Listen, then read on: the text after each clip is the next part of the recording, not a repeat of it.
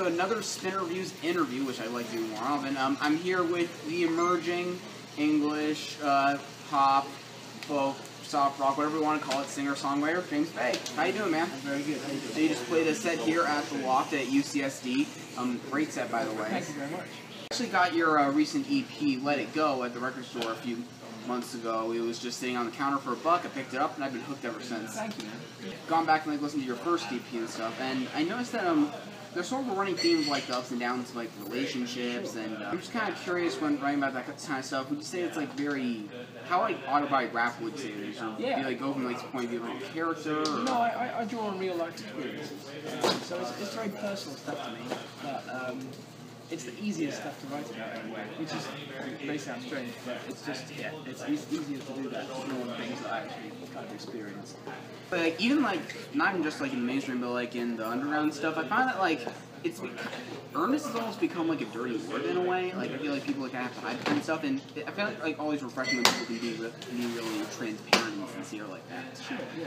Yeah. Sort of it's like a classic sort of pop singer-songwriter kind of songcraft to you. Just kind of, what are some of the more like influential artists to you, like in terms of like people that you sort of have in mind to like emulate, I suppose? Yeah, I mean, I guess there's always a few. That changes all the time, and it's hard to sort of pick a handful of names. But you know, there's sort of classic songwriters like Al King and Bob Dylan and people like that I've always been. You know, there's bands as well as just solo artists. Like you kind of Leon, and when I'm on stage with my band, I like to turn it up and rock out like that. So yeah, but it changes. It does a lot. Yeah, you know, speaking of the whole rocking out thing, going back to like listening to your first EP and then here and then like with your newer songs you've been kind of putting out, it's like the first EP, Dark in the Morning, listening. One was a lot more stripped down, like almost like you and acoustic guitar for like a good majority of it. Yeah. Whereas with Let It Go, you sort of like add more instrumentation, especially in like if you ever want to be in love and stuff like that. And especially like with this new song, Hold Back the River, there's like these huge drums and backing vocals and stuff. I'm just kind of curious, like, has progression been like an intentional thing, or like have you just kind of gotten the resources to hire people? No, it was an intentional thing. You know, I stopped the Dark in the Morning is like it is because that's how I was performing at the time, just solo. But you know, before that, like as a teenager in my room, I used to play along to full bands and bigger sounds, so I was always influenced by that as well.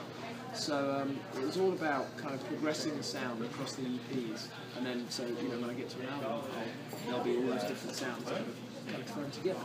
So since you've been putting out like these new songs, you've been like Hold Back the River, and you actually played a couple that are really good. That from what I'm hearing, Craving, and another one, Scars.